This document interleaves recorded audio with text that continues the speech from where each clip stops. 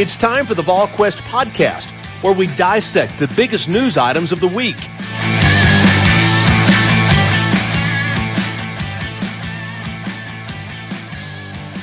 Good Tuesday, everyone. Welcome to the Volquest.com podcast, brought to you by good friends at Smoky Mountain Organics, East Tennessee's most trusted health and wellness store, focusing on natural products and organic remedies for a variety of elements. Be sure and check them out at one of their 4 locations, Gatlinburg, Pigeon Forge, Sevierville, and of course their Knoxville location at 8018 Kingston Pike. I'm told that's next to Chicken Salad Chick, across the street from Trader Joe's and Barnes & Noble's in that section of Kingston Pike in West Knoxville. That's Smoky Mountain Organics. Be sure and check them out. You can also visit them online at SmokyMountainOrganics.com. With Rob Lewis and Austin Price, I'm Brent Hubbs. Guys, a lot to get to on this podcast.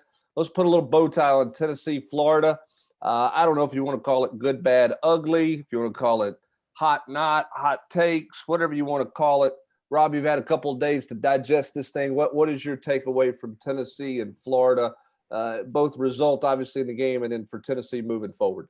I mean, first 2 quarters, were pretty good. I mean, both sides of the ball. I mean, Tennessee has a 14-10 lead in the second quarter. I mean, they're, I think, frustrating Florida a little bit defensively.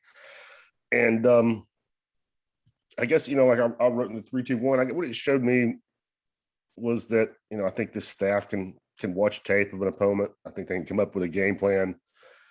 I think they can coach kids up to execute it. And then, once you get into the game and maybe somebody makes adjustments to what you're doing, Tennessee doesn't have the talent to, go off script and just play.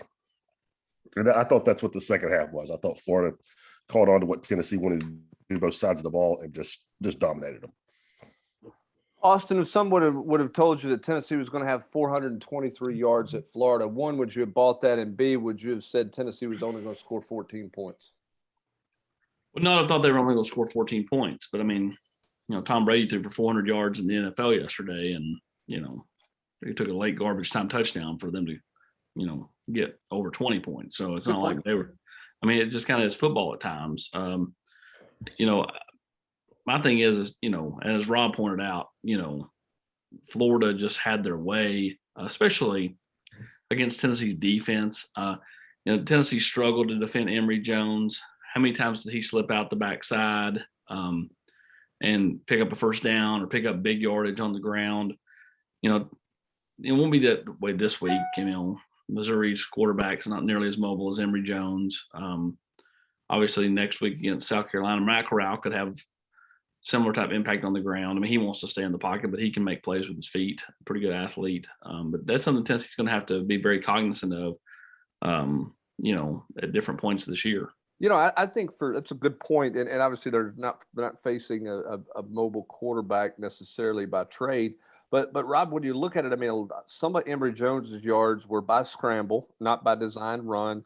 We saw Kenny Pickett with a couple of important scrambles for Pitt to extend drives. I mean, this defensive front has to play contained better, don't they? Or the front seven. I mean, I'm not saying you spy a quarterback every play, but they've let the quarterback scramble cost them some third down conversions. And I know that happens from time to time, but that's something I think they've got to tighten up on moving forward. Yeah, I would agree. I mean, I think it's a problem for everybody, though. I mean, I think that's the most mobile quarterback is the hardest thing to defend at any level of football. I mean, AP just cited an NFL reference. I mean, look at the Baltimore Ravens yesterday. Lamar Jackson on 4th and 19 with 16 seconds left, buying enough time to convert a 4th and 19 and set up a crazy field goal situation. So, I mean, I think that's tough. I mean, I agree with what you're saying, Hubbard. I just think that's really hard when the bullets are flying and you're playing a guy like Emory Jones. It's that dynamic. Austin, Josh Heupel said after the game that Hendon Hooker did some really good things, a lot of things to build on. Obviously, we don't know if he's going to play this week. Well, what was your takeaway from Hooker? Clearly, he's Tennessee's best quarterback option when healthy. If he can get healthy, how far do you think this offense can grow moving forward in the short term here, if he can get back sooner rather than later? Well, I think they can be more consistent in putting points on the board. I think, no matter who the quarterback is, Tennessee's going to draw up some plays to get people open, and if you hit on them, you're going to score a few points. I mean, you look at the screen call was a great call to Tylen Evans. Then they kind of stacked him at the bottom of the screen and hit, Javonte Payton on the, on where he slipped out and got behind the secondary. If Tennessee can connect on throws, no matter who the quarterback is, they're going to be able to have opportunities like that. I think what he can do is he continues to, kind of get his feet stable in the offense. I think he can provide more consistency at the quarterback position. If I'm Tennessee, if he's 60% this week, I'm probably playing him. Like, I just feel like you need him. I mean, like, the only way he doesn't play for me is if he just can't go. Like, it's not a concussion thing because Heupel announced he's not in concussion protocol. So, I don't know. We'll see. Rob, I mean, obviously there's been separation created between Hooker and Joe Milton. Hooker's touchdown passes, 5 of his 7 touchdown passes have been for 29 yards or more. He's got a 44-yard touchdown pass, a 45, 47, 75, and a 29. Now, one of those is a screen pass, but some of those others are vertical throws. I mean, for a guy whose reputation was he was conservative with the ball, he seems to be getting out of that. I mean, I think that's the unfortunate thing about this injury, because it felt like there was a little bit of rhythm developing, or at least confidence developing with Hooker in this offense if the guys around him could play and catch the ball. Yeah, I mean, I'm not trying to, and I know you're not either. I'm not trying to say he's all SEC caliber all of a sudden, but if he plays like he did in the first half at Florida, you can win some football games with that guy. I mean, he was good. The offense was good. I mean, they missed an opportunity. I thought, with mismanagement there at the end of the first half, but easily could have been tied going into halftime there. And it wasn't like they were having, at least to me watching it, didn't seem like they were having to scheme around Hooker. He was making plays. He was making plays with his feet. I thought after they go 3 and out in the first series, or they were out quick, whatever it was, I thought Heupel did a good job of doing with some design runs that I think kind of got Hooker into the flow of it. And he threw the ball fine in the first half. I mean, obviously the big throw to Payton, but he made a couple other, nice, not necessarily intermediate, like 10 to 15 yards, but beyond the line of scrimmage, put guys in position to make plays. If he can replicate what he did those first 2 quarters at Florida, Tennessee can win some football games. The question, though, is can they protect him, Austin? And that's a big question. With Cooper Mays, I think out. We talked about it in the 2-minute drill. It just doesn't feel like he's going to be playing maybe for a while. But certainly doesn't feel like he's going to be able to go this week. What does that offensive line look like? What can they piece together? How do you mask that if you're Josh Heupel? We talk about scheming guys open. What do you do if you're Josh Heupel to try to mask an offensive line that's clearly got some concerns and some issues, even when they are 100% healthy?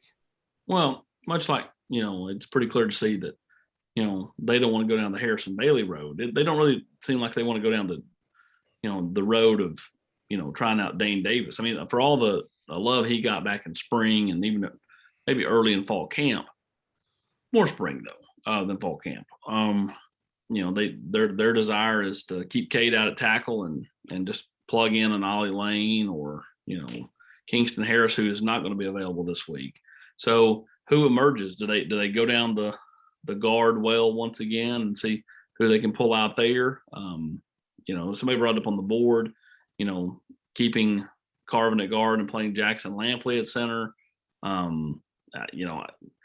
It just seems like they want to keep Cade at tackle at all costs, just based off of how they've structured games and kind of how they've went about things in recent weeks. But, who knows? I mean, eventually, much like Willie may have to be forced to make a move at safety, they may be forced to make a different combination on the offensive line. Yeah, I mean, you almost feel like they're getting to that point a little bit. I mean, and again, if and I'm not picking on Jerome Carvin because he's one of their best 5. He's one of their best 5 at guard. He's got to play better at the center position. And I don't think it's a physical thing, Rob, but I mean, they're a different looking offensive team from an efficiency standpoint when he's at center versus when Cooper is at center. And I would say Jerome Carvin's a more physical player than Cooper is. So it's got to be about management of the game up front.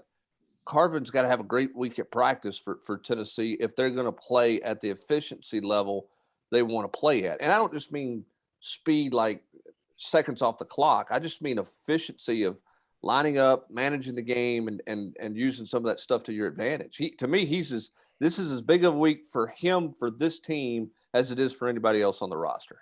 Yeah, I couldn't agree more. I mean, and it's been really obvious. I mean, even to, an untrained eye, that when Cooper goes out, I mean, going back to the Bowling Green game, Tennessee's rolling along on offense the first few series, and then, Cooper goes out and they kind of bogged down. Was that the only reason? I don't know, but I mean, I don't think that it was just an absolute coincidence. And there's a lot going on at center. I mean, I get it. I mean, it's moving from guard where you're not worried about a whole lot other than doing your job to moving to the center where suddenly, you're not only trying to read the front, get guys in the right checks, but then you also have to go through the operation of snapping the football. It's a big adjustment, but I mean, when they're buying your books, you need to do a better job of it. Well, it's his third week working exclusively at that position on the practice field, or working with the number ones on the practice field at that position. So this is an important week for there. We had this question in the podcast in the mailbag edition last week or the week before, and the question was there a number one wide receiver on this team? Is Javonte Payton becoming that guy?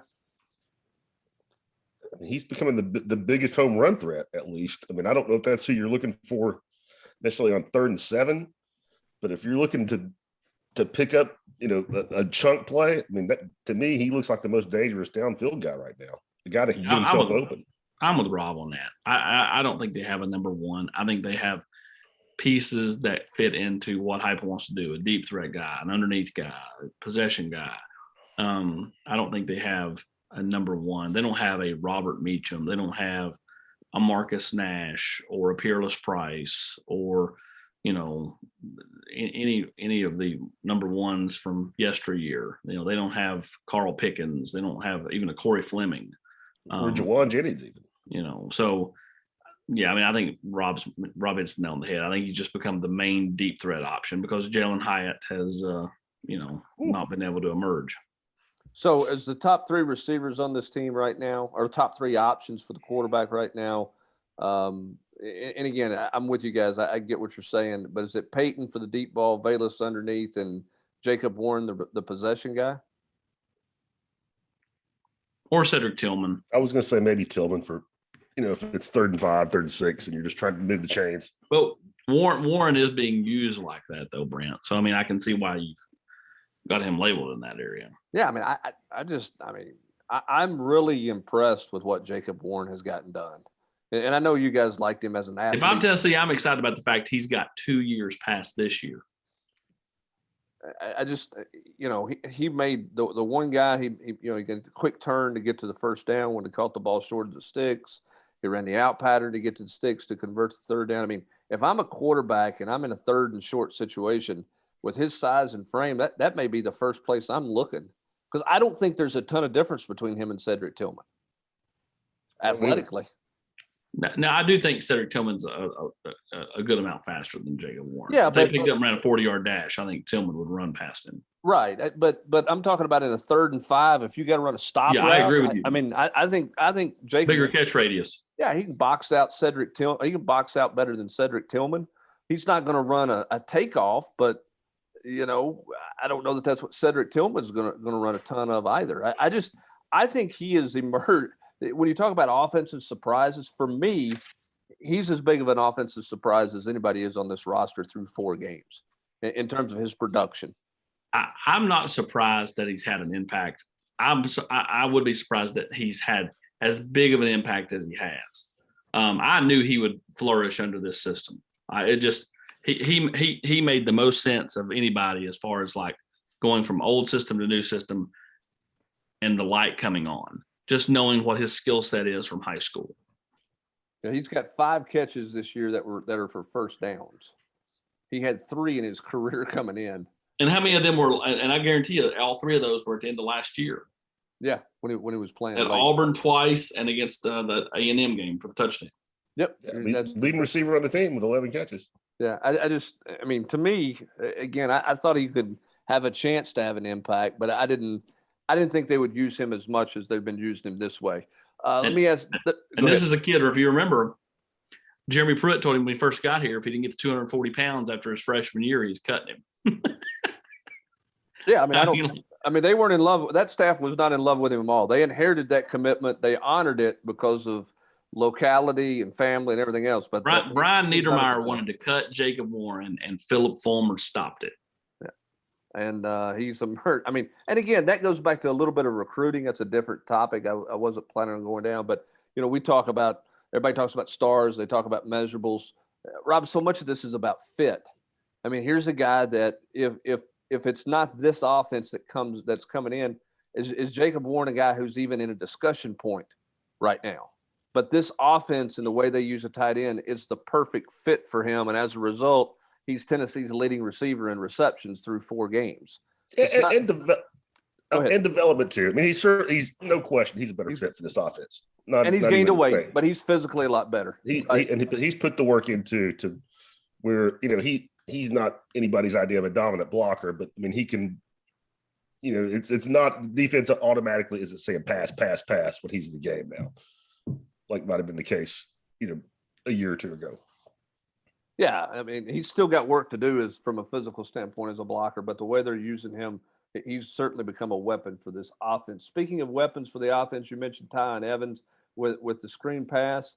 I'm for more Tyon Evans moving forward, but based on what I saw, more carries, and that's not a knock on Jabari Small. I think Tyon Evans has a chance to make a big play about any time he touches the ball because I think he's got better feet and can make more people miss. Well, and I also think now that you're playing big boy football in the SEC, he's just built.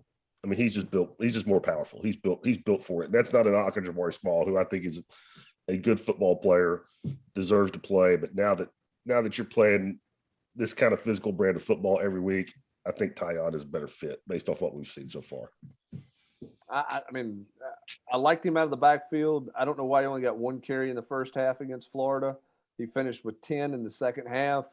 The way he started the second half for Tennessee was obviously some man runs in there for sure. I think you will see some more of him moving forward. I think on the flip side of that, the question is, where is Byron Young and what's going on with that? Is that just a case of him missing the first 2 games, still knocking off rust, adjusting to SEC? He's played 2 games now, once against Tennessee Tech. He recorded some tackles, but he wasn't really in the backfield. Is this a guy who is a summer hype and it's just not clicked there yet? Or is the expectations for him, did they get created so unrealistic that he's probably playing pretty well? It's just not as productive as everybody thought he would be based on the hype.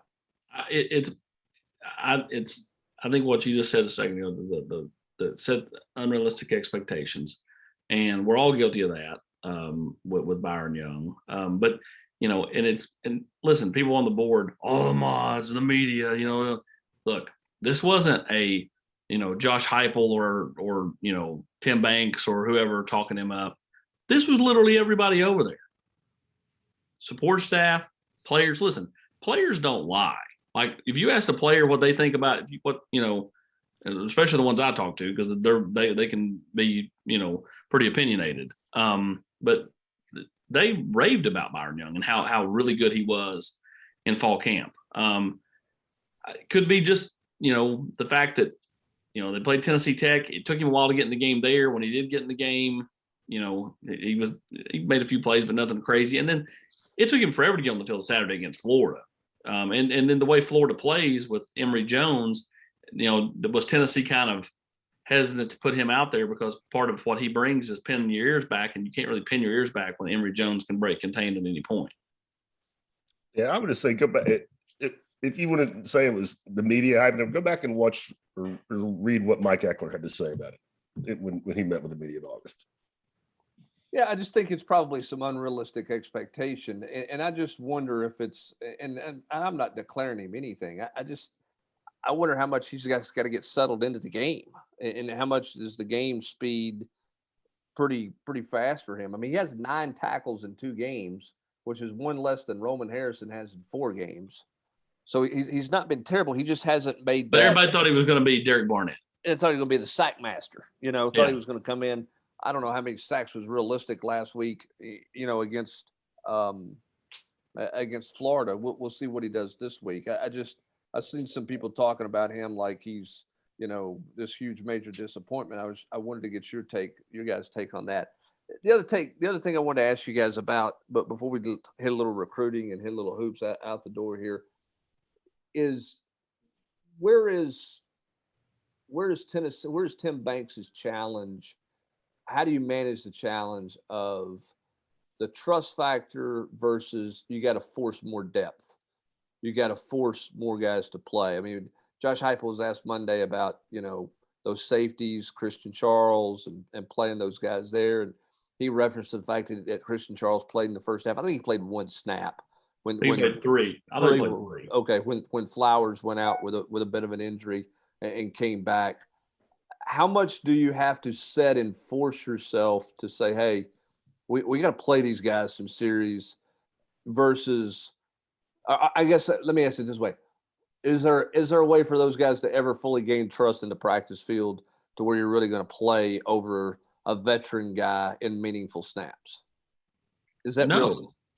And again, they blew a chance Saturday when they were down 17 and they weren't going to win the football game to not get, McDonald and Christian Charles and whoever else, more experience. I mean, what more are you going to learn about, Tank McCullough or Trayvon Flowers as Florida goes down and gets a cheap touchdown late? You're not going to learn anything. But I mean, it might help you to have, one of those guys out there just to help them, be in that environment. I don't know. Did it make a difference in the game? No. Would it have made a difference in the game? No. But you can't preach that you need guys to come on and then not give them reps in garbage time. Yeah, I mean, I thought those guys should have got more reps in the Tennessee Tech game. I thought there's an opportunity for them to play a lot more there than what they did. That's the age-old question, Rob. When you even see this in basketball, you heard Rick Barnes talk about this. Hey, we got to broaden my depth. We're going to extend the depth. Got to extend the bench. Then you get into the game and it's like, he didn't play. I mean, he's committed to doing it. Then you get in the game and no, he didn't play. I just think for this defense and really for this whole team, but particularly in a couple of areas on defense where some young guys appear to be coming on, they're going to have to make a commitment there to develop some of those guys by giving them some game reps at some point. Otherwise, I don't know that those guys are really going to have an opportunity to help you a whole lot this year, other than special teams. But we'll see. All right, so we don't think Hendon Hooker, we don't know that Hendon Hooker's not going to play. We won't know that till Saturday. Austin, you're saying if he's 60%, then play him. Austin's ready to put him in a cowboy collar and put him out there and play, and I understand why. If it is Joe Milton, and that's where you go and where you have to go at quarterback.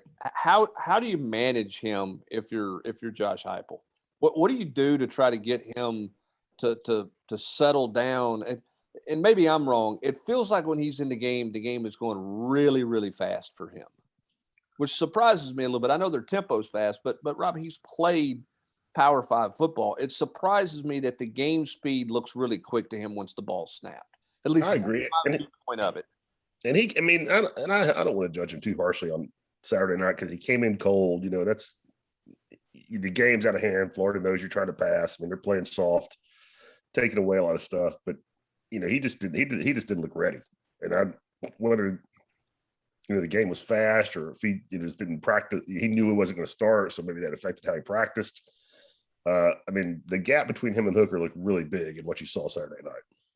When he threw that shovel pass, Rob, if that had been a Disney movie, it would have lodged in the face mask, and the ball carrier would have, somehow found a way to score blind. Because he threw it just like a million miles an hour. And like people in the war talking about overthrow, he didn't overthrow it. He just hurled it at him, like Peyton Manning on Saturday Night Live, pelting the kids. He walked into the complex with the glasses on today, and I told Hubbs, I said, maybe that's part of the problem. Maybe his depth perception's off. He thinks the kids are 60 yards downfield, and they're really only 30. Could be Ricky Vaughn, man. The question I've got is, if he's the starter, how do you get him in a rhythm? If you're Josh Heupel, is it slant city to try to get him in a rhythm? Short passes and slants. I mean, that's the best throw he seems to make. Because if you're going to go play with him, this is a winnable football game against Missouri. I'm not saying they're going to win, but this is a winnable game, much more winnable than last week was. So how do you manage him? What do you do to try to get to where you can get some production, some maximized production out of him? I think that's a challenge for Josh Heupel and his staff this week. I don't know how you do that. I thought, again, their scheme going into the game against Florida to try to slow down some of the pass rush and slow down the blitz stuff, the screens, the Utah pass, those things. I thought they had some really good stuff. I just wonder what you come up with to help a quarterback who has been as erratic as he's been and the opportunities he's had to play. I don't know what you do scheme-wise to help him out. You run the football. I mean, that's certainly something. But, I mean, it's a small sample size. But the first two drives against Bowling Green, I mean, that's the blueprint, I think. I mean, he was in. That's a different kind of defense, I know, but he was in rhythm. I'm talking about timing, accuracy, the way that they were able to do the football. I think that's the blueprint for what you do, and then you work him up, and hopefully, maybe he can hit one of those shots. I wonder what that would do for him mentally, if he could, hit the home run that when the pitch is out over the middle of the plate, like it has been a few times. Yeah, get that and get a little juice going that way for him, get him maybe settled down. Again, I may be wrong, but it just looks like everything's really, really quite fast for him right now. All right, let's talk a little. Let's talk a little hoops recruiting. I know football recruiting is really slow right now. Austin, it's going to be, home games. Get back to some home games. Get some guys on campus at the end of October. That's going to be the case. The biggest thing they can do to help themselves in recruiting right now is win. Find a way to win on Saturday, find a way to beat South Carolina, and try to get a little momentum going for them that way. They don't need to worry about finding wins to get some momentum in hoops recruiting, Rob, because they keep bringing in 4 and 5 star after 4 and 5 star. Had one in this past weekend. Where are things shaping up? What does this thing look like? And I mean, they're poised there with a bunch of really high profile names. Is it boom or bust there with that, or what does this board look like for people down the stretch? Yeah, I mean, I think it could be boom or bust because they are just, I mean, the level that they're recruiting at, the swings they're taking are all for big time guys. Julian Phillips, who was in this weekend, he's shutting his recruitment down as far as visits he's done. He's seen Tennessee and USC this fall, and he's also saw LSU, Clemson, Wake Forest, Florida State back in the summer. I think Tennessee, LSU, Florida State are probably the three. And that's kind of like the old electric company thing. Two of these things belong together. Guess which one is not the same. So, swimming in those waters, I don't know that I love Tennessee's chances, but the kid was here. The parents made the trip this weekend. That tells me it's serious because they don't live together. The kid goes to Missouri or goes to high school in Missouri. He's from Columbia. There's a lot of moving pieces to, make that official visit happen. If they weren't serious about Tennessee, they don't go through that effort, in my opinion. So we'll see. But he's a really, really good player. Really good player. Tennessee kind of got on him late because of the staff change. Didn't offer him until the summer. So the fact that they were able to get him on campus for an official visit without having been one of the schools recruiting for a couple of years. I think that tells you a lot. Like happens in a lot of cases with 6'8", 6'9" kids that are big time offensive players. He loves Kevin Durant, so that Uncle Ricky connection, I think is one of the lures there. But when the kid takes 2 official visits in the fall and you get one, that tells me you're deep in it. Will be interesting to see how deep and they stay in it and where things play out for them on the hoops recruiting front. We're going to continue to track that, continue to follow that for you as well. Things will get heated up some on the football recruiting front once Tennessee gets back home and brings some visits. It does, I think, from the travel standpoint, this weekend, Austin, an early game, they're not going to go out and evaluate anybody in the Midwest. I think that's really going to be hard to do. Same for the South Carolina noon start. Going to be hard for them to go out and evaluate anybody on a Friday night as well, right? Yep, and it's hard for kids to get here. Yeah, I think that the noon start works against them for the South Carolina unofficial visits, and again, makes it hard for coaches to go out on Friday nights and see kids play because they've got meetings with the team and everything to get ready for the game on Saturday morning. But what's the SEC record for noon kickoffs? The Vols have got to it's got to be within reach at this point. You got to call Vanderbilt. I'm sure that they're probably the 10-time recipient of that record for those noon starts. But Tennessee's locked in. And hey, if they had not played on Thursday night, that would have been a noon start that weekend as well against Bowling Green to open the season because that was the other game there. So breakfast and lunch with the Vols, the way it is the next 2 weeks as Tennessee travels to Columbia and obviously hosts South Carolina. But again, recruiting will pick up some later this month. Hoops recruiting in full spring, and we'll have full coverage of everything for Tennessee and Missouri throughout the week this week. Get you ready for Tennessee's next SEC meeting. That's going to do it for this edition of the Smoky Mountain Organics Volquest.com podcast. For Rob Lewis and Austin Price, I'm Brent Hubbs. Thanks for joining us. Have a great rest of your Tuesday, everybody.